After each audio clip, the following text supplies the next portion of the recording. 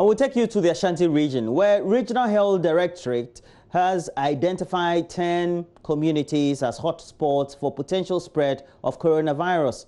The region's case count so far has increased to 25, as the national confirmed cases also rise to 313, with some 6 deaths.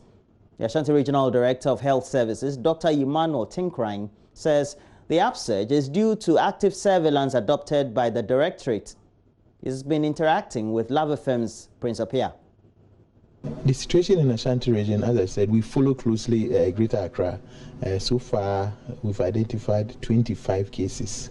The 25 cases, some of them were contacts that we were tracing, and then some of them were patients that we identified through our routine surveillance. And all those that, the 25, we also have another strategy to make sure that we get their contacts. And the reason why we are getting more cases is that we are doing active surveillance. We are actually going looking for cases. Yes, where people go to hospital and they are diagnosed, we call it passive surveillance. So this time we've added 2 strategies: enhancing surveillance, active surveillance, moving to high-risk areas, and then picking cases. And so with these 8 new people, were they all are they imported cases? Are they people who have travel history, or they are, residents who have had contact with an infected person?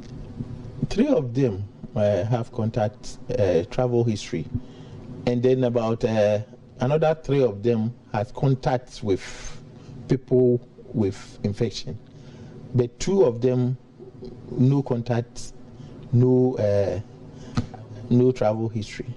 Yes, and we are getting those community spreads. We are getting them. Must we be worried, the community spread? No, not at all. Not at all. As at now, the rate is not very high, but as I keep on saying, we should observe the rules and the regulations. You mentioned that there's been some hotspots depending on the individuals or the people that get infected. How many hotspots have you identified in Ashanti region so far? You see, so far we are having close to about 10 hotspots. The reason is that for every case we get, every positive case we get, that area becomes a hotspot. So we started with 5. Right now we are moving close to 10. And the more we get cases, the more hotspots we'll be getting. So far we have about 10 hotspots. What does that translate into? What kind of picture does it paint? Must we be worried? No, we shouldn't be worried at all. The reason is that if we adhered by the protocols and then the guidelines, then there's no need to fear at all. Because though it may be a hotspot, but you are not going out to get yourself infected.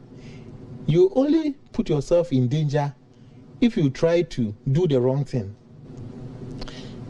In this communities that you've identified as hotspots, what is happening to the residents there? First we trace the contacts. So we talk to the person who is infected. He will tell us all the contacts that he has come into contact with, all the people, and then we also identify them. Then 1 kilometer radius of that house where we had the infection becomes the hotspot. So that one we move house to house. And so far you are getting people voluntarily coming in this? It has been very perfect.